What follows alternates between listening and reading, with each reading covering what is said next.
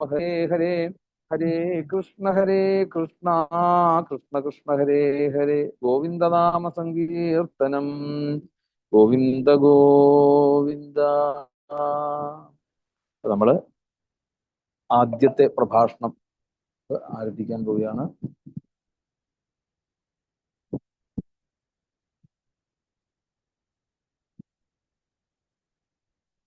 ഇന്നത്തെ ആദ്യത്തെ പ്രഭാഷണം വിജയലക്ഷ്മി ചേർത്തല ഏകാദശ സ്കന്ധം 24-ാമത്തെ അധ്യായത്തെ അധികരിച്ചുകൊണ്ടുള്ള പ്രഭാഷണമാണ്.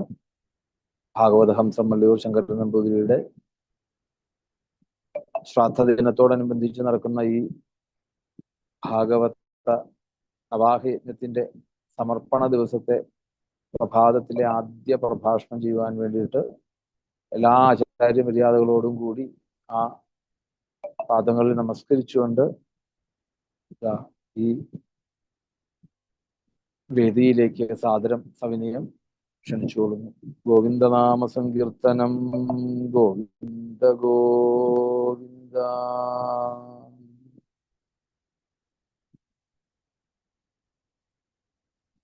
ഹരേ കൃഷ്ണ. ഓം നമോ ഭഗവതേ വാസുദേവായ. ഓം ശ്രീ ഗുരുഭ്യോ നമഃ. ഓം ശ്രീ ഗുരുവായൂരപ്പാ ശരണം.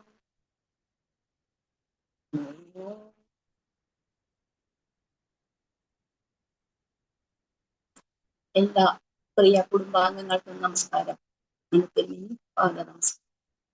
ഇന്ന് എനിക്ക് ഇവിടെ പറയാൻ കിട്ടിയിരിക്കുന്ന വിഷയം ഏകാദശ സ്കന്ധത്തിലെ 24-ാമത്തെ അധ്യായമാണ്. ഭാഗവതത്തിലെ വളരെ ഗൗരവമേറിയ ഒരു വിഷയം. ഉദ്ധവർക്ക് ഭഗവാൻ ഉപദേശിക്കുന്ന സാംഖ്യയോഗം. യാതൊന്നറിയാൽ ആ മനോമോഹം മാറുമോ? ആത്മജ്ഞാനം ലഭിക്കുമോ? പരമാനന്ദം അനുഭവിക്കാറാകുമോ? അതിനുപകരിക്കുന്നതായിട്ടുള്ള സാംഖ്യയോഗം. അപ്പോൾ ഇത്രയും ഗഹനമായ ഒരു വിഷയം എനിക്ക് പറയാൻ എത്രമാത്രം സാധിക്കുമെന്ന് എനിക്കറിയില്ല. ഞാനൊന്ന് ശ്രമിക്കാമെന്ന് മാത്രം.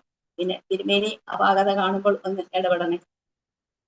ഭഗവാൻ പറയുന്നു, ഉദ്ധവരെ, മുമ്പ് പരമജ്ഞാനിയായ കപില മുനിയാല് ആവിഷ്കരിക്കപ്പെട്ട ക്രമീകരിക്കപ്പെട്ട ആ സാംഖ്യശാസ്ത്രം ഞാൻ അങ്ങേക്ക് പറഞ്ഞു തരാം എന്ന് വാക്ക് പറഞ്ഞുകൊണ്ടാണ് ആ ഉദ്ധവർക്ക് ഭഗവാൻ സാംഖ്യശാസ്ത്രം ഉപദേശിക്കാൻ തുടങ്ങുന്നത് തന്നെ. അപ്പോ കപിലമുനി എപ്പോഴാണ് അത് ക്രമീകരിച്ചത്? അതിന് തൃതീയ സ്കന്ധത്തിലേക്ക് ഒന്ന് കടക്കണം. തൃതീയ സ്കന്ധത്തില് അവിടെ ആ കപില മഹർഷി അമ്മയായ ദേവഹൂതിക്ക് സാംഖ്യശാസ്ത്രം ഉപദേശിക്കുന്നുണ്ട്. അവിടെ നമുക്ക് കാണാം കർദമ പ്രജാപതിയെയും ദേവഹൂതിയെയും.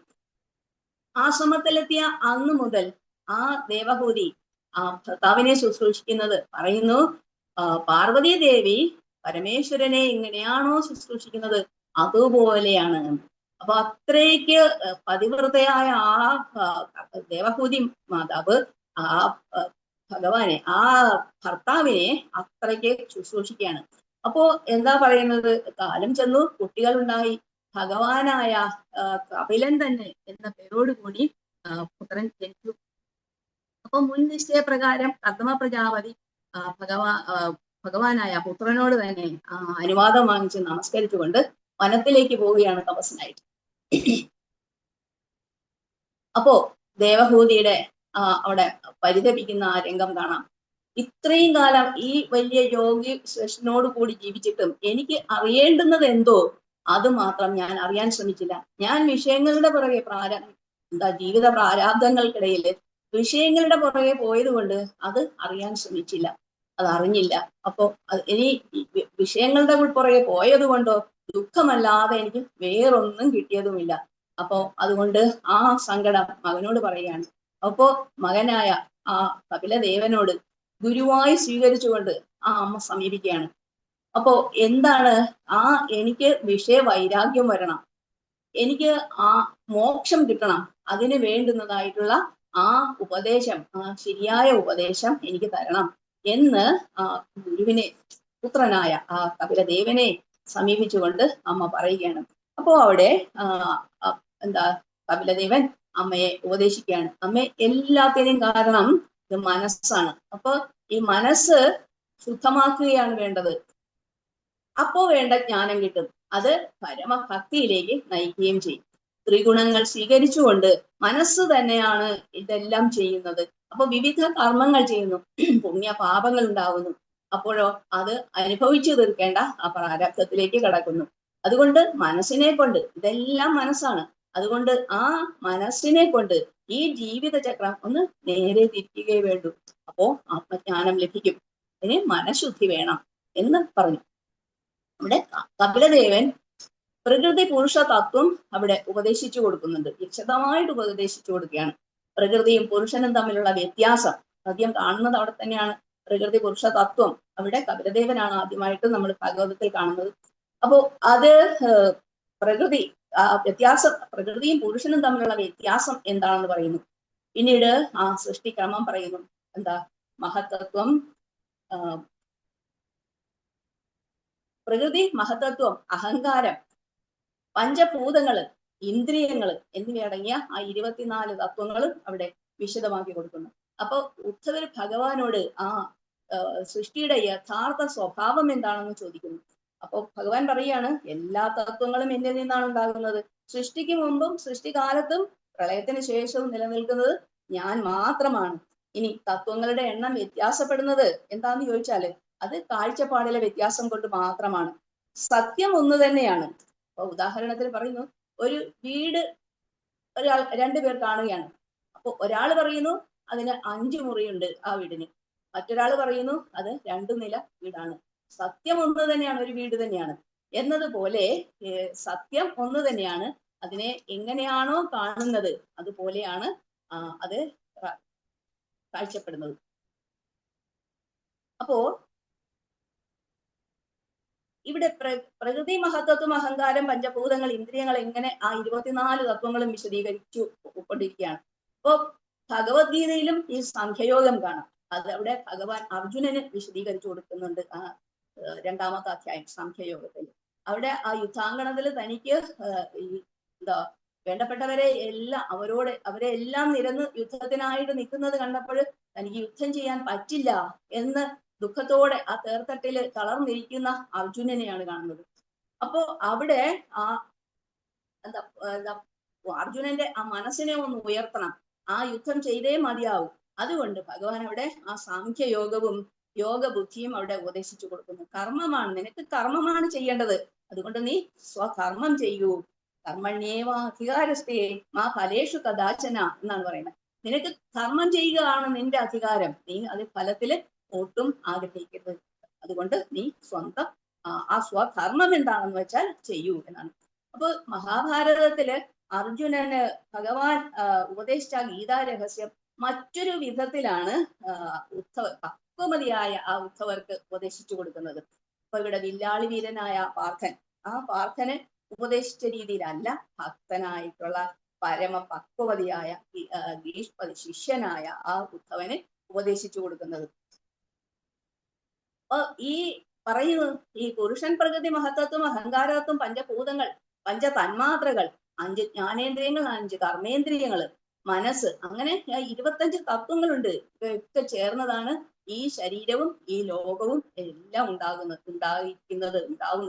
അപ്പൊ ഈ തത്വങ്ങൾ അറിയാൻ സാധിച്ചാല് ഈ സത്യമെന്ന് തോന്നുന്നതായിട്ടുള്ള ഈ പ്രപഞ്ചത്തിന്റെ ആ മായാഭ്രമത്തിൽ നിന്ന് അകലാൻ സാധിക്കും, അതിൽ നിന്ന് മുക്തനാകാൻ സാധിക്കും എന്ന് പറയാം. അപ്പൊ സൃഷ്ടിക്ക് മുമ്പ് ശുദ്ധമായ ജ്ഞാനം മാത്രമേ ഉണ്ടായിരുന്നുള്ളൂ. അപ്പോ ആ ജ്ഞാനം അത് തന്നെയാണ് പരബ്രഹ്മം. ആ ബ്രഹ്മത്തെ വിവരിക്കാൻ ആരാലും സാധ്യമല്ല. കാരണം വാക്കുകൊണ്ട് പറയാൻ പറ്റില്ല, ദൃഷ്ടി കൊണ്ട് കാണാൻ പറ്റില്ല, പിന്നെയോ മനസ്സുകൊണ്ടൊന്നും ഊഹിക്കാൻ പോലും സാധ്യമല്ല. അത്രയ്ക്ക് ഉള്ള ആ ജ്ഞാനം തന്നെ എന്താ ആ 2 രൂപത്തിലായി തീർന്നു. എന്തായി? പ്രകൃതിയും പുരുഷനുമായി തീർന്നു. പ്രകൃതി എന്താ അചേതനമാണ്, പ്രകൃതി ജഡമാണ്. എന്നാലോ സൃഷ്ടിയുടെ ആ മൂല കാരണവുമാണ്. ഭൗതിക പ്രപഞ്ചത്തിന്റെ അടിസ്ഥാനമാണ് പ്രകൃതി. ഇനി പുരുഷനോ, പുരുഷൻ ചൈതന്യ രൂപനാണ്. ഈ പരമപുരുഷൻ പ്രവർത്തിക്കുന്നില്ല, നിസ്സംഗനാണ്. എന്നാലോ ആ പരമപുരുഷന്റെ ആ ശക്തിയുടെ സാന്നിധ്യത്തില് പ്രകൃതി പ്രവർത്തിക്കുന്നു. പരമപുരുഷന്റെ ചൈതന്യം ഇല്ലെങ്കിൽ ഒന്നും അനങ്ങില്ല, ശരീരത്തിനും മനസ്സിനും ഒന്നും പ്രവർത്തിക്കാനാവില്ല. അപ്പൊ ഈ എങ്ങനെയാണ് ഇനി പ്രവർത്തിക്കുന്നത്? ഈ പ്രകൃതി പുരുഷനോട് ചേർന്ന് ആ പുരുഷന്റെ സ്വാധീനത്താല് മാത്രം ആണ് പ്രവർത്തനോത്സുകയാകുന്നത്. അപ്പോൾ ആ ക്ഷോഭം ഉണ്ടാകുന്നു, പ്രകൃതിയിൽ നിന്ന് സത്വ രജ തമോ ഗുണങ്ങൾ ഉണ്ടാകുന്നു. അപ്പൊ ആദ്യമേ അങ്ങനെയാണ്. അപ്പോ ഈ പ്രകൃതിയിൽ നിന്ന് സത്വ രജ തമോ ഗുണങ്ങൾ, ആ ത്രിഗുണങ്ങൾ ഉണ്ടാകുന്നു. ഇനി ആ ഗുണങ്ങളിൽ നിന്ന് ആ മഹത്തത്വം ഉണ്ടാകുന്നു. ജ്ഞാനശക്തി ക്രിയാശക്തിയോടുകൂടി മഹത്തത്വം ഉണ്ടാകുന്നു. ആ മഹത്തത്വത്തിൽ നിന്ന് അഹങ്കാരതത്വം ഉണ്ടാകുന്നു. ഈ അഹങ്കാര തത്വം വീണ്ടും മൂന്നായിട്ട് വിഭജിക്കുന്നു. ഈ ത്രിഗുണങ്ങളെ കൊണ്ടാണ് അത് മാറുന്നത്. അപ്പൊ സാത്വിക അഹങ്കാരം, രാജസ അഹങ്കാരം, താമസ അഹങ്കാരം, അങ്ങനെ അത് മൂന്നായി തീരുന്നു. ഇനിയോ ഈ സാത്വികാഹങ്കാരത്തിൽ നിന്ന് മനസ്സും അധിഷ്ഠാന ദേവതകൾ ഉണ്ടാകുന്നു. രാജസത്തിൽ നിന്ന് ജ്ഞാനേന്ദ്രിയങ്ങളും കർമ്മേന്ദ്രിയങ്ങളും ഉണ്ടാകുന്നു. താമസത്തിൽ നിന്ന് പഞ്ചഭൂതങ്ങളും തന്മാത്രകളും ഉണ്ടാകുന്നു. അപ്പോ ഇങ്ങനെ 25 തത്വങ്ങൾ ഇങ്ങനെ ഞാനൊരു ടേബിൾ ഉണ്ടാക്കി വെച്ചിരിക്കുകയാണ് എനിക്ക് പഠിക്കാൻ സൗകര്യത്തിനായി. അപ്പൊ അങ്ങനെ 25 തത്വങ്ങളും ഉണ്ടായി. ഈ തത്വങ്ങളെല്ലാം എന്താ ചെയ്ത, ഇത്രയും തത്വങ്ങൾ ഉണ്ടായി, പക്ഷെ ഇതിനൊന്നും പ്രവർത്തിക്കാൻ സാധിക്കുന്നില്ല. തത്വങ്ങൾ ഉണ്ടായി, ശരിയാണ്. അപ്പൊ ഈ തത്വങ്ങളെല്ലാം കൂടി ചേർന്ന് ഒരു ബ്രഹ്മാണ്ഡമായി തീർന്നു. അതില് ചൈതന്യ സ്വരൂപനായ ഭഗവാന്റെ പ്രവേശമുണ്ടായി. അപ്പോഴത് പ്രവർത്തന യോഗ്യമായി. അതിൽ നിന്ന് എന്താ വിരാട് സ്വരൂപമുണ്ടായി. അതായത് പറയുന്നു, ഒരു വണ്ടിയുണ്ട്, ഓടിക്കാൻ ആളില്ല, എങ്കിൽ പിന്നെ വല്ലതും രക്ഷയിട്ടോ. അതുപോലെ ആ ബ്രഹ്മാണ്ടത്തിലേക്ക് ആ പരമാത്മാവിന്റെ ചൈതന്യം അങ്ങ് പ്രവേശിച്ചപ്പോൾ അത് പ്രവർത്തനയോഗ്യമാണ്. അതിൽ നിന്ന് വിരാട് സ്വരൂപമുണ്ടായി. 14 ലോകങ്ങളും വിരാടിന്റെ അവയവങ്ങളാണെന്ന് അറിയുന്നു. അപ്പോ അങ്ങനെ 14 ലോകങ്ങളും ഉണ്ടായി. ഈ ബ്രഹ്മാവിന്റെ ഭഗവാന്റെ ആ നാഭിയിൽ നിന്ന് താമരപ്പൂ ഉണ്ടായി.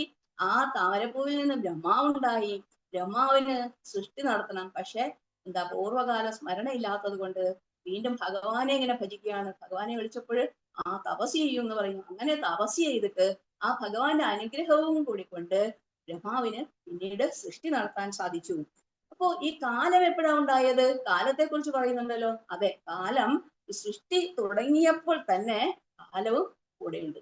അപ്പൊ സൃഷ്ടിക്ക് മുമ്പുള്ള ഈ പ്രളയത്തില് എന്താ സംഭവിച്ച, സകല പദാർത്ഥങ്ങളും സൂക്ഷ്മ രൂപമായിട്ട് പരമാത്മാവിൽ ലയിച്ചിരുന്നു. ആ ബ്രഹ്മത്തിൽ അങ്ങോട്ട് ലയിച്ചിരുന്നു. അതിനെ ജ്ഞാനം എന്ന് പറയുന്നു. അപ്പൊ ഏതൊരു ജീവനും കർമ്മം ചെയ്തുകൊണ്ടേ ഇരിക്കണം. ജീവനുണ്ടോ? കർമ്മമുണ്ട്. അപ്പോ എന്നിട്ടോ ഈ കർമ്മഫലം അനുഭവിച്ചേ തീരൂ. അപ്പൊ സൃഷ്ടികളെല്ലാം എന്നിട്ട് ഈ ജനന മരണ ചക്രത്തിൽ കിടന്ന് കറങ്ങിക്കൊണ്ടിരിക്കുകയും ചെയ്യും. ഈ സൃഷ്ടികളെല്ലാം ഇതെല്ലാം ഭഗവാന്റെ ഇച്ഛയാണ്. പറയുന്ന കാലസ്വരൂപനായ എന്നാല് പ്രചോദിപ്പിക്കപ്പെട്ടാണ് ഇതെല്ലാം നടക്കുന്നത്. അപ്പോ ഈ പ്രകൃതി പുരുഷന്മാരുടെ ചേർച്ച, ഈ സൃഷ്ടികളെല്ലാം പ്രകൃതി പുരുഷന്മാരുടെ ചേർച്ച കൊണ്ടാണ് ഉണ്ടാകുന്നത്. എല്ലാം അവസാനം ലയിക്കുന്നതും ഈ പരമാത്മാവിൽ തന്നെ.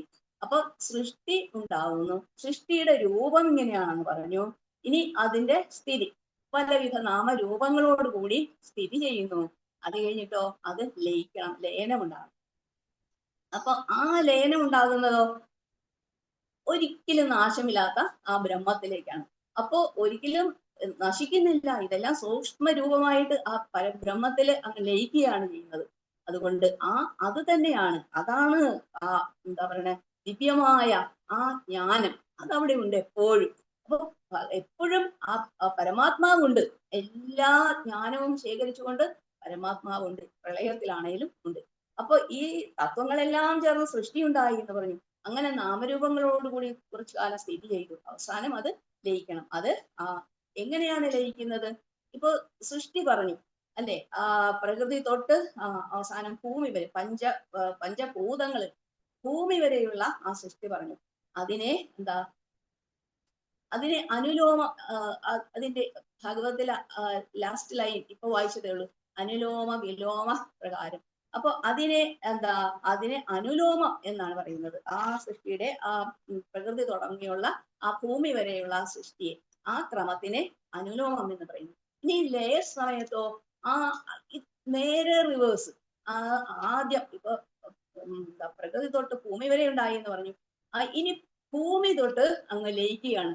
ഭൂമി തൊട്ട് എല്ലാം ഉണ്ടായതെല്ലാം അങ്ങ് ലയിക്കുകയാണ്. അത് അതിന്റെ പഞ്ചതന്മാത്രകൾക്ക് ആദ്യം ആ ഇന്ദ്രിയങ്ങൾ, അത് ആ 3 ഗുണങ്ങൾ ഉണ്ടായല്ലോ, ആ 3 ഗുണങ്ങളും കൂടി ചേർന്നിട്ട് അത് ആ അഹങ്കാരമാണ് 3 തത്വമായത്. അതെല്ലാം കൂടി 3ഉം കൂടി ഒന്നായിട്ട് അത് അഹങ്കാര തത്വത്തിലേക്ക് അങ്ങ് ലയിക്കുന്നു. ഈ അഹങ്കാര തത്വം എന്താ? മഹാതത്വത്തിലേക്ക്. മഹാതത്വം എന്താണ്? ജീവനെ അത് ബുദ്ധി തത്വം തന്നെയാണ്. അഹങ്കാര തത്വം എന്ന് പറഞ്ഞാൽ ജീവനെ മനസ്സായിട്ടും ശരീരമായിട്ടും ഇന്ദ്രിയങ്ങളുമായിട്ടും ഒക്കെ തെറ്റിദ്ധരിപ്പിക്കുന്ന ആ തത്വമാണ് അഹങ്കാര തത്വം. ഞാൻ, മമ എന്നുള്ള ആ ബോധം ഉണ്ടാക്കുന്നു അഹങ്കാര തത്വത്തിൽ. അത് തന്നെ അത് എന്ത് ചെയ്യുന്നു? അത് മഹത്തത്വത്തിൽ നിന്നാണ് ഉണ്ടായത്. അപ്പൊ തിരിച്ച് മഹത്തത്വത്തിൽ തന്നെ ലയിക്കുന്നു. ഈ മഹത്തത്വത്തിൽ എന്തിലേക്ക് പോകുന്നു?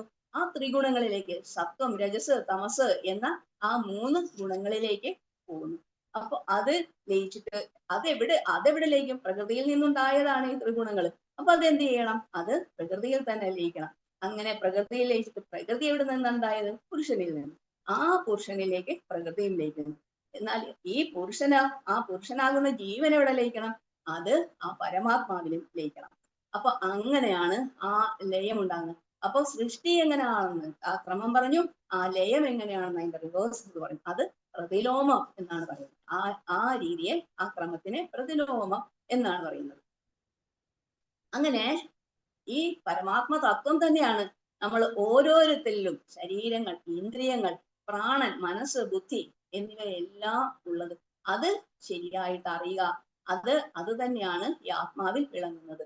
അപ്പൊ ഈ സൃഷ്ടിയിലായ ക്രമങ്ങൾ ശരിയായി വിചിന്തനം ചെയ്താൽ അത് പരമാത്മാവിൽ നിന്നുണ്ടായി സ്ഥിതി ചെയ്ത് അവസാനം പരമാത്മാവിൽ തന്നെ ലയിക്കുന്നതായിട്ടുള്ള ആ വസ്തുക്കളാണ്. അതിന് മറ്റൊരു സത്യമില്ല. ഇത് തന്നെയാണ് സത്യം. ഉണ്ടായതും അവിടെ നിന്ന്, ലയിക്കുന്നതും അവിടെ തന്നെ.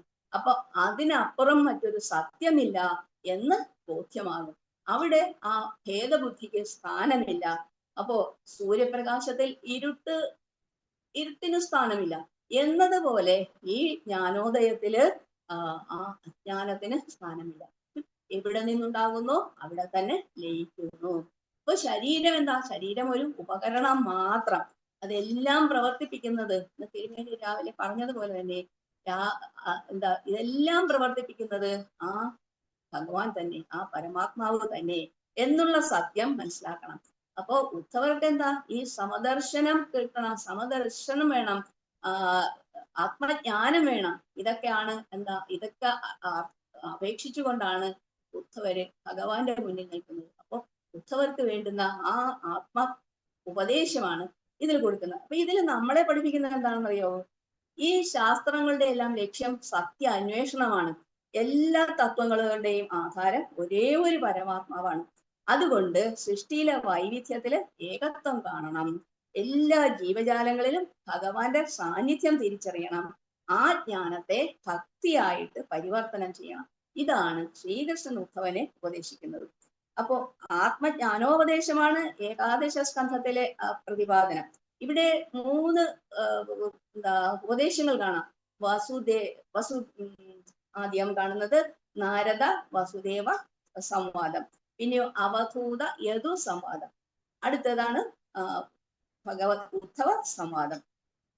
ഇങ്ങനെ 3 രൂപത്തില് ഇവിടെ പ്രതിപാദിക്കുന്നുണ്ട്. അപ്പോ ഉപനിഷത്തുകളും ദർശനങ്ങളുമാണ് ഈ ജ്ഞാനശാസ്ത്രങ്ങൾ. അതിലുള്ള ആ തത്വസംഹിതകളെയാണ് ഈ ഏകാദശ സ്കന്ധത്തിൽ കാണുന്നത്. നാരദൻ വസുദേവർക്ക് ഉപദേശിക്കുന്ന ആ തത്വസംഹിതകളെ സാധാരണ ഗൃഹസ്ഥന്മാർക്ക് പോലും അനുഷ്ഠിക്കാവുന്നതാണ്. എന്നാൽ അവധൂത ബ്രാഹ്മണൻ യദുചക്രവർത്തിക്ക് നൽകുന്ന ഉപദേശം, ആ തത്വസംഹിത വേദാന്ത ശാസ്ത്രത്തിന്റെ ഒരു സമഗ്രമായ ഉപദേശമാണ്. ഈ ജിജ്ഞാസുക്കളായ സാധകർക്ക് ആത്മജ്ഞാനം ലഭിക്കുന്നതിന് അതിന് ഭഗവത് ഉദ്ധവ സംവാദം തന്നെ വളരെ ഭംഗിയായി അവിടെ അവതരിപ്പിച്ചിരിക്കുകയാണ്.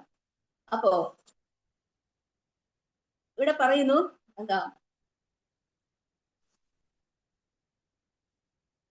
അപ്പൊ നമ്മള് ഭാഗവതത്തിലും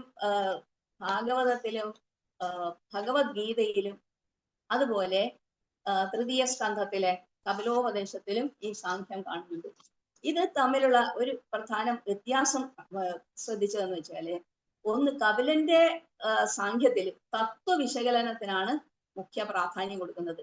അതേസമയം ഉദ്ധവോപദേശത്തിലാണെങ്കിൽ ഭക്തി, ജ്ഞാനം, വൈരാഗ്യം ഇതിന്റെ ഒരു സമന്വയമാണ് കാണുന്നത്. ഇനി കപിലന്റെ സാഖ്യത്തില് കപില പ്രകൃതി പുരുഷ വിശേഷം വളരെയധികം എടുത്തു പറയുന്നു. എന്നാല് ഇവിടെ പറയുന്നു അത് അറിയുക, പക്ഷെ എല്ലാറ്റിലും ഭഗവാനെ കാണുന്നത് തന്നെയാണ്, ആ ജ്ഞാനം തന്നെയാണ് മുഖ്യം എന്ന് പറയുന്നു. അടുത്തതില് ദേവഹൂതിക്ക് കൊടുക്കുന്ന ഉപദേശമാണ് കപിലന്റേത്. എന്നാൽ ഇതിലാണെങ്കിലോ ഉദ്ധവർക്ക് കൊടുക്കുന്ന ആത്മീയോപദേശമാണ്, ഭഗവാന്റെ അവസാനത്തെ ഉപദേശമാണ്. ഇനി വേറെ ഒന്നുമില്ല ലഭിക്കാനായിട്ട്. അപ്പൊ അത്രയ്ക്ക് ജാഗ്രതയോടെ ഉദ്ധവര് നിൽക്കുകയാണ്, ഒരു വാക്ക് പോലും വിട്ടുപോകരുത്, ഇനി ചോദിക്കാൻ ആളില്ല. അപ്പൊ നമ്മൾ കണ്ടു ആ ഭീഷ്മരുടെ അടുത്തേക്ക് പാണ്ഡവരും ശ്രീകൃഷ്ണനും കൂടി പോകുന്നത്. കാരണം ശരശയ്യയിൽ കിടക്കുന്ന ആ ഭീഷ്മരിൽ നിന്ന് അന്നേരം അറിയണം, അന്ന് ഉള്ളതില് ഈ ധർമ്മോപദേശം കൊടുക്കാൻ ഏറ്റവും ശ്രേഷ്ഠനായ ഒരാള് ഭീഷ്മര് തന്നെയാണ്. അതറിയാവുന്ന ഭഗവാൻ അവരെ കൂട്ടിക്കൊണ്ടു പോവുകയാണ്, ഇനി കിട്ടാൻ വഴിയില്ല. അതുകൊണ്ട് ശ്രദ്ധയോടെ കേട്ടു. ഇവിടെയും ഉദ്ധവർ അതുപോലെ നിൽക്കുകയാണ്, ഇനി കേൾക്കാൻ വഴിയില്ല. അതുകൊണ്ട് ഒരു വാക്ക് പോലും വിട്ടുപോകാതെ എനിക്ക് അതെല്ലാം അറിയണം എന്നുള്ള അങ്ങനെയുള്ള ആത്മീയ ഉപദേശമാണ് ഇവിടെ കാണുന്നത്. ഇനി ജ്ഞാനത്തിലൂടെ വൈരാഗ്യം നേടണം എന്ന് കപിലദേവൻ പറയുന്നു. അതാണ് മോക്ഷത്തിന് മോക്ഷം കിട്ടാൻ ഉപകരിക്കുന്നത്. അപ്പൊ ഇവിടെയാണെങ്കിലോ ഈ ഉദ്ധവ ഉപദേശത്തിലാണെങ്കില് ജ്ഞാനം ഭക്തിയും ചേർന്ന ആ പരിപൂർണ യോഗമാണ്. അപ്പൊ ചുരുക്കത്തിൽ കപിലന്റെ സാഖ്യം പ്രകൃതിയും പുരുഷനും വേറെയാണെന്ന് തിരിച്ചറിയുക എന്ന് പഠിപ്പിക്കുന്നു. അപ്പോ ഉദ്ധവനോടുള്ള സാഖ്യോപദേശം ആ വിവേകം നേടിയ ശേഷം സർവത്ര ഭഗവാനെ കാണൂ, ഭക്തിയിലൂടെ പരമാത്മാവിൽ നിലകൊള്ളൂ എന്ന ആ തത്വത്തിലേക്കാണ് നയിക്കുന്നത്. ആ ഉപദേശമാണ് അവിടെ കൊടുക്കുന്നത്.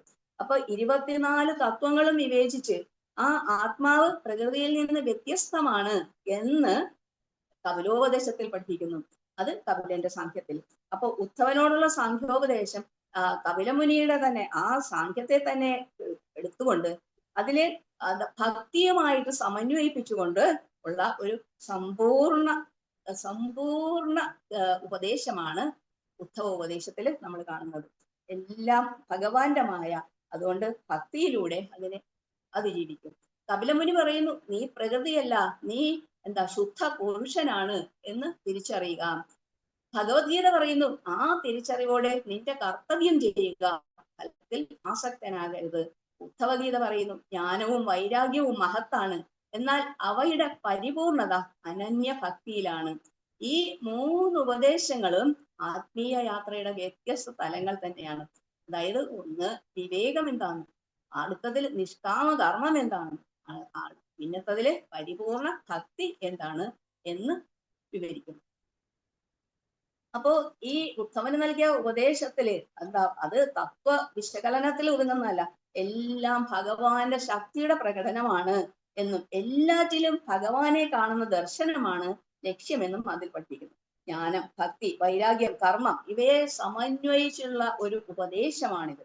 ഇനിയോ കലിയുഗത്തില് സാധകർക്ക് ആ ഭക്തിമാർഗത്തില് പ്രത്യേകം അതിന് പ്രാധാന്യം നൽകുന്നു. അപ്പോ അങ്ങനെ ഈ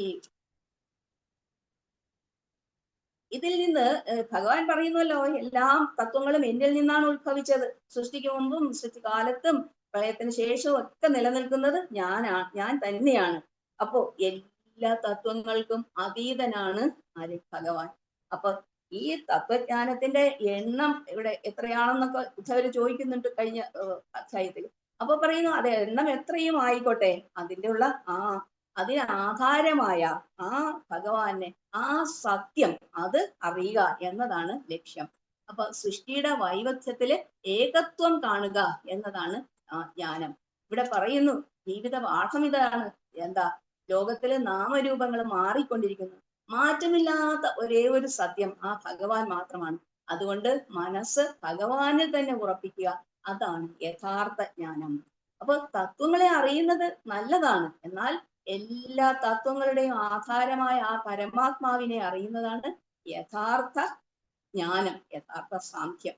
അപ്പൊ ജ്ഞാനം എന്ത് വേണം? ജ്ഞാനം വിനയത്തിലേക്കും ഭക്തിയിലേക്കും നയിക്കണം. ജ്ഞാനം ഭക്തിയിലേക്ക് നയിക്കുമ്പോഴാണ് അത് പൂർണ്ണതയിലേക്ക് എത്തുന്നത്.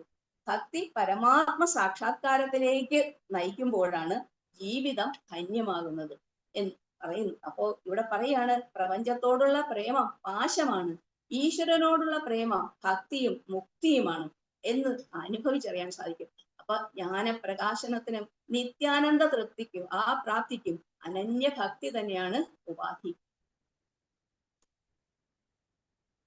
അപ്പോ ഈ ശരീരം എന്താ പറയണേ, ഈ ശരീരവും ലോകവും 24 തത്വങ്ങൾ കൊണ്ട് ഉണ്ടാക്കിയതാണ് എന്ന് പറഞ്ഞു. അപ്പോ ഇവിടെ പറയുകയാണ് ഈ ലോകത്തിൻ്റെതായ യഥാർത്ഥ സ്വഭാവം മനസ്സിലാക്കി ആ വൈരാഗ്യവും ഭക്തിയും വളർത്തുക എന്നതാണ് ലക്ഷ്യം. കാരണം ഒരു വീട് നിർമ്മിക്കുകയാണ് എന്ന് വിചാരിക്കുക. അപ്പൊ അതിന് എന്തെല്ലാം സാധനങ്ങൾ ആവശ്യമുണ്ട് അല്ലേ? ഇഷ്ടിക, സിമെന്റ്, മണ്ണ്, എല്ലാം വേണം, കമ്പി എല്ലാം വേണം. അപ്പോ ഇത് വെച്ചൊരു വീടുണ്ടാക്കി കഴിഞ്ഞു കഴിഞ്ഞാല് ഇതൊന്നും എന്താ വീടിന്റെ ഉടമയല്ല. ഇവരാരും പറയാറില്ല, സിമെന്റും പറയാറില്ല, മണ്ണും പറയാറില്ല, ഞാനാണ് ഈ വീടിന്റെ ആള് പറയാറില്ല. എന്ന് പറഞ്ഞതുപോലെയാണ് നമ്മുടെ ശരീരവും മനസ്സും. ഇത് പല ഘടകങ്ങളും കൊണ്ട് ചേർന്നതാണ്, 24 തത്വങ്ങളും കൊണ്ട് ചേർന്നതാണ്. അപ്പൊ ഇവയെ ഈ ഘടകങ്ങളെ തന്നെയാണ് തത്വങ്ങൾ എന്ന് പറയുന്നത്. പലതും പല ഘടകങ്ങൾ അല്ലെ, ഒരു വണ്ടി തന്നെയാണെങ്കിൽ അതിന്റെ പല ഘടകങ്ങളും കൊണ്ടാണ് അവസാനം ആ വണ്ടിയായി തീരുന്നത് അതിലാണ് അതിന്റെ തത്വങ്ങൾ. പല ഘടകങ്ങൾ ചേരുന്നത്, ആ ഘടകങ്ങൾ തന്നെയാണ് തത്വങ്ങൾ. അപ്പൊ ഈ 24 തത്വങ്ങളും കൊണ്ട്, 24 1 25 മനസ്സുൾപ്പെടെ എല്ലാ തത്വങ്ങളും കൊണ്ടാണ് ഈ ശരീരം ഉണ്ടാകുന്നത്. അപ്പോ ഈ ലോകവും ശരീരവും ഈ നമ്മുടെ മനസ്സും ഒക്കെ നിർമ്മിക്കപ്പെട്ടിരിക്കുന്നത് ഈ അടിസ്ഥാന ഘടകങ്ങൾ, അതിനെയാണ് തത്വങ്ങൾ എന്ന് പറയുന്നത് എന്ന് പറയുന്നു. അപ്പോ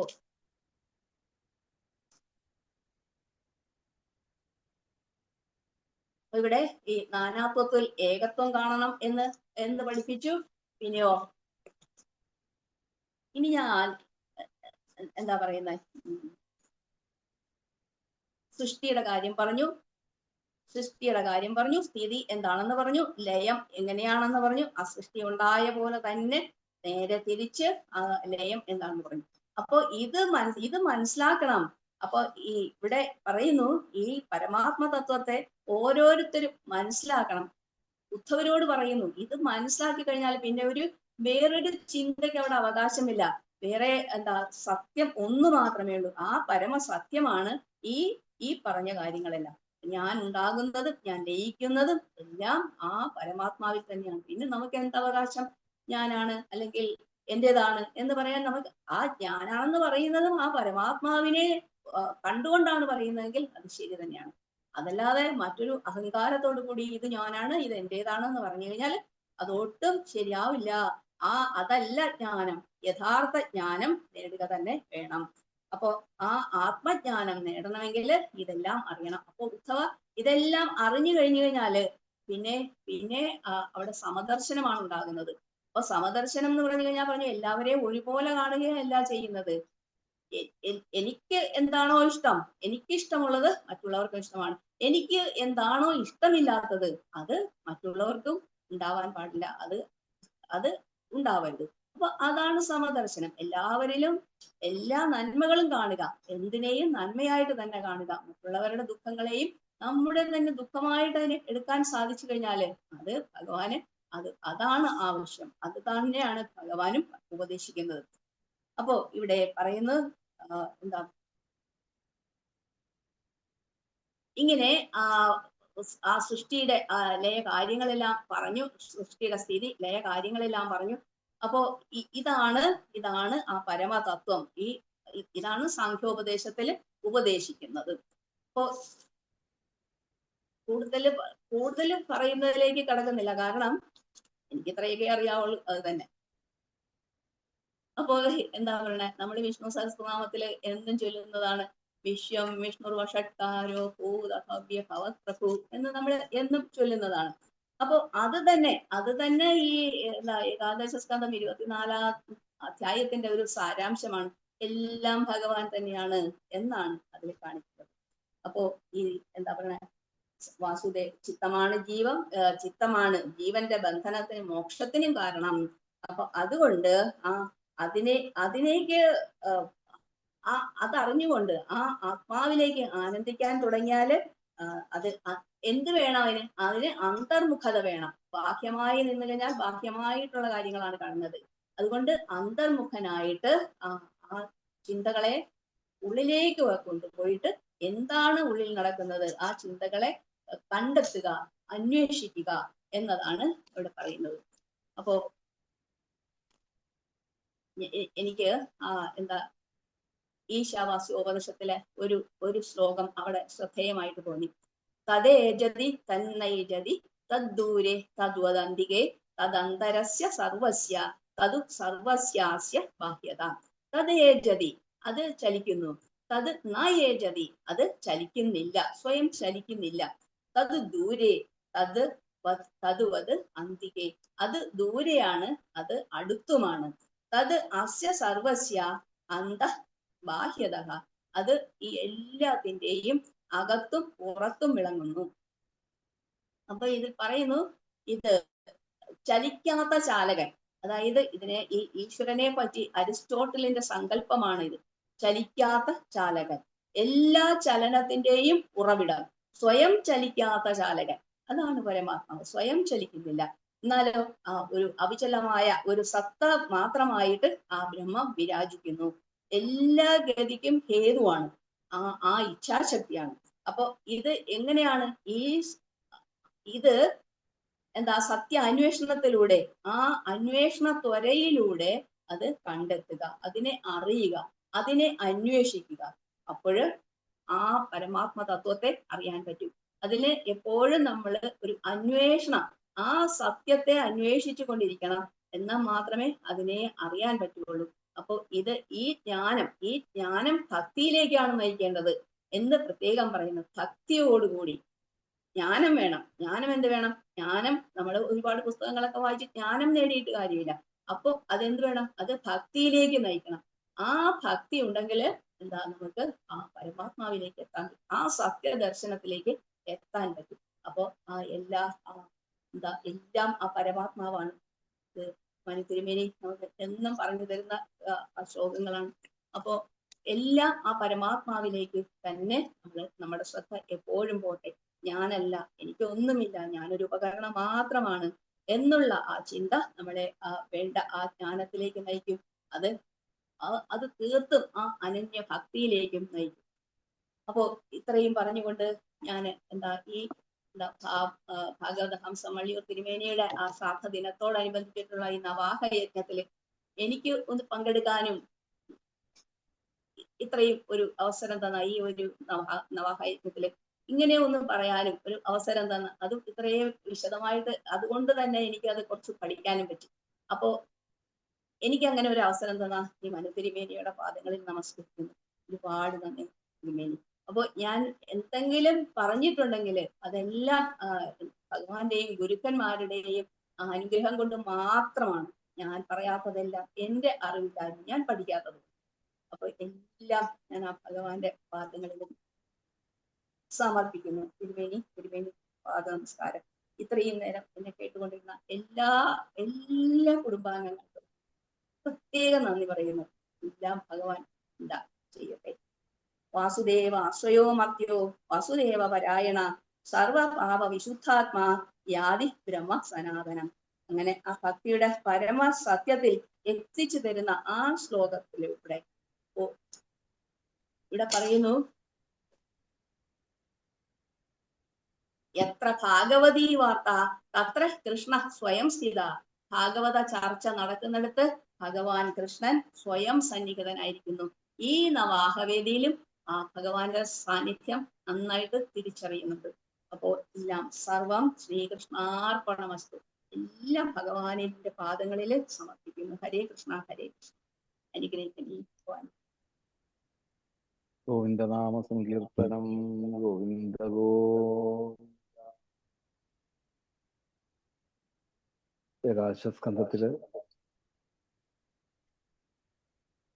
മൂല്യം ഒന്നും പോകാതെ ഉദ്ധവന് ജ്ഞാനമോ പാണ്ഡിത്യമോ അല്ല യഥാർത്ഥത്തിൽ നേടിയെടുക്കേണ്ടത് എന്നുള്ള സത്യത്തെ ഊട്ടി ഉറപ്പിക്കലാണ് ശരിക്ക്. ബൃഹസ്പതിയുടെ ശിഷ്യനാണെങ്കിലും ഗോപികമാരുടെ അടുത്ത് എന്ന് ആ യഥാർത്ഥമായിട്ടുള്ള ജ്ഞാന സമ്പാദനത്തിന് വേണ്ടി ഉദ്ധവനെ പറഞ്ഞു വിട്ടിട്ടുണ്ടെങ്കിൽ ഇവിടെയും എത്തുന്നത് മുഴുവൻ എവിടെയാണ് ശരിക്ക്? എത്രയൊക്കെ ജ്ഞാനവും പാണ്ഡിത്യവും ഉണ്ടെങ്കിലും ആ ഭക്തി ഇല്ല എങ്കിൽ ഇതൊക്കെ വെറും വ്യർത്ഥമാണ് എന്നുള്ളൊരു സത്യം. അപ്പം ആ ഉറച്ച ബുദ്ധി, ഞാൻ ഒരു യന്ത്രമാണെന്നുള്ള ഒരു ഉറച്ച ബുദ്ധിയാണ് ഇവിടെ ഉറപ്പിച്ചു കൊടുത്തത്. എന്തായാലും വളരെ ഗംഭീരമായിട്ട് ആധികാരികമായിട്ടുള്ള രീതിയിൽ തന്നെ നമുക്ക് ആ പ്രഭാഷണം കേൾക്കാൻ സാധിച്ചു. വളരെയധികം സന്തോഷം. ഇന്നലെ ബസ്രാകുമാരി, വിമല വിജയൻ ഇവരുടെയൊക്കെ ഒരു കണ്ടിന്യൂവേഷൻ ആയിട്ട് തന്നെ ഒട്ടും അതിൻ്റെ ആ ഒരു ഗൗരവം പോകാത്ത രീതിയിൽ തന്നെ വിജയലക്ഷ്മി ചേർത്തല അമ്മ വേണ്ട പോലെ അത് അവതരിപ്പിച്ചു. വളരെയധികം സന്തോഷം ഇതൊക്കെ കേൾക്കുമ്പം. കാരണം ഈ ഏകാദശ സ്കന്ധം എന്നുള്ളത് ഉത്സാഹവേദിയിലൊന്നും നമുക്കൊന്ന് പറഞ്ഞ് ഫലിപ്പിക്കാൻ പറ്റുകയൊക്കെ ചെയ്യും. പക്ഷേ അതിനുള്ള സമയം കിട്ടുന്നില്ല എന്നുള്ളതാണ് ഏറ്റവും വലിയൊരു സങ്കടം. രാവിലെ ഈ ഉച്ചയോടുകൂടി കഴിയും അവിടെ പാരായണമൊക്കെ. അപ്പം എന്താ വെച്ച് കഴിഞ്ഞാൽ ഏതെങ്കിലും ഒരൊറ്റ എണ്ണേ നമുക്ക് വിസ്തരിക്കാൻ പറ്റുള്ളൂ. ഒന്നുകിൽ നവയോഗി അല്ലെങ്കിൽ 24 ഗുരുക്കന്മാർ. ഈ ഭാഗത്തേക്കൊന്നും ഭിക്ഷുഗീത പോലും പറയാൻ പറ്റാത്ത അവസ്ഥ ഉണ്ടാകാറുണ്ട്. പിന്നെ ഞാൻ ശ്രമിച്ചിട്ടുണ്ട് ഇത് രണ്ടും മാറ്റിയിട്ട് ഭിക്ഷുഗീതയിലേക്കൊക്കെ പോയാലോ എന്നൊക്കെ. അപ്പം ആൾക്കാർക്ക് കുറച്ച് ഈ സ്ഥിരം കേൾക്കുന്ന ആൾക്കാർക്ക് നവയോഗി പറഞ്ഞില്ലല്ലോ, 24 ഗുരുക്കന്മാർ പറഞ്ഞില്ലല്ലോ, അങ്ങനെയാകുമ്പോൾ നമുക്ക് എന്താ പറയേണ്ടതെന്ന് അറിയാൻ വയ്യാത്തൊരവസ്ഥയാണ് ശരിക്കും അന്നത്തെ ദിവസം. അപ്പം അങ്ങനെ വെച്ച് നോക്കുമ്പോൾ നമ്മൾ എത്രയോ ഭാഗ്യവാന്മാരാണ് ശരിക്കും അല്ലേ. എല്ലാം വിസ്തരിച്ച് നമുക്ക് ആ ഏകാദശ സ്കന്ധം ഇതുപോലെ ഓരോരുത്തരുടെ അവരവരുടെ ഭാഷയിൽ പറഞ്ഞ് എല്ലാം എത്തിച്ചേരുന്നതിൽ തന്നെയാണ് അല്ലേ. എന്താണ് എല്ലാം ചെയ്യിക്കുന്നത് ആയിട്ടുള്ളവരെ ഒരു ശക്തിയാണ് എന്നുള്ളൊരു സത്യം മറന്ന് നമ്മൾ പ്രവർത്തിക്കരുത്. അത്രേ ഉള്ളൂ. നമ്മളുടെ ഈ നാവിൽ നിന്ന് വരുന്ന വാക്കുകൾ പോലും എന്താണ് പറയിപ്പിക്കുകയാണെന്ന് വിചാരിക്കാവുള്ളൂ. പറയാന്ന് വിചാരിക്കുമ്പോൾ മാത്രം ഈ വ്യത്യാസം മതി. ആ മമതാബന്ധമാണ് നമ്മളെ ദുഃഖത്തിലാക്കുന്നത്. ഇത് ഞാനാണ് പറയുന്നത് തോന്നുമ്പോൾ വിഷമായി. എന്നെ കൊണ്ട് പറയിപ്പിക്കുന്നു പറയുമ്പോൾ എന്നെ ബാധിക്കുന്നേ ഇല്ല. അതിന്റെ ഗുണോ ദോഷോ സുഖമോ ദുഃഖമോ ഒന്നും ബാധിക്കില്ല. അതാണ് നിസ്സംഗാവസ്ഥ എന്ന് പറയുന്നത്. ആ ഒരു മോക്ഷപ്രാപ്തി. വളരെയധികം സന്തോഷം. വിജയലക്ഷ്മി ചേച്ചി രാവിലെ തന്നെ ഈ ഒരു എന്താ മുഹൂർത്തത്തിൽ നമുക്ക് നല്ല ഒരു ഊർജം പകർന്നു തന്നു. അതിന് ഇനിയും ധാരാളം കാലം ധാരാളം സത്സംഗങ്ങളിലും അതുപോലെ തന്നെ ഭാഗവതത്തെ കൂടുതൽ അറിയുവാൻ വേണ്ടിയിട്ടൊക്കെ അവസരങ്ങൾ ഭഗവാൻ വിജയലക്ഷ്മി ചേച്ചി കൊടുക്കട്ടെ. പോരാ ആയുരാരോഗ്യം, ആയുസോളവും ആരോഗ്യം വേണ്ട പോലെ നൽകി എല്ലാ സൽക്കർമ്മങ്ങളിലും പങ്കെടുത്തുകൊണ്ട് ഭഗവാനോട് ചേർന്നിരുന്നു കൊണ്ട് തന്നെ ഈ ജീവിതം പൂർണ്ണമാക്കാൻ സാധിക്കട്ടെ എന്ന് നമുക്ക് ആത്മാർത്ഥമായിട്ട് ഈ ഭാഗവത കുടുംബത്തിലുള്ള എല്ലാവർക്കും കൂടി ആ കണ്ണനോട് പ്രാർത്ഥിക്കാം. ഗോവിന്ദനാമ സങ്കീർത്തനം. ഗോവിന്ദ